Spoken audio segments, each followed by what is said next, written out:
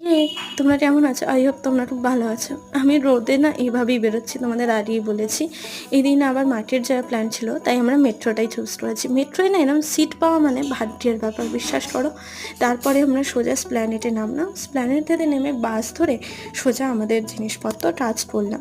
এইখানে না মার্কেটে একটা হেব্বি সুন্দর দোকান আছে, এই যে এই দোকানটা আমার খুব পছন্দের। তারপরে কিছুক্ষণ বসে আমার মোবাইল কভারটা দেখালাম, এটা পুরো পুরীর জগন্নাথের মন্দিরের মতো, সবাই একটু সার্চ করলেই দেখতে পাবে।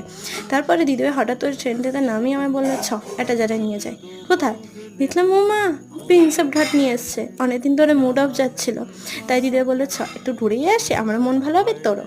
দিয়ে আমরা দুজনে একটু ক্যাট মারছিলাম আর কী পড়েছি সেটা একটু দেখাচ্ছিলাম তোমাদের সাথে। তারপরে একটা পাওভাজি অর্ডার দিলাম। তারপর দিদিভাই আমি অনেক দৌড়ে ট্রেনটা পেয়েছিলাম। তবে লাস্টে আমরা আরতি দেখতে দেখতে বাড়ি ফিরলাম, তার মধ্যে ছিল না current. That was next video, tata, subscribe.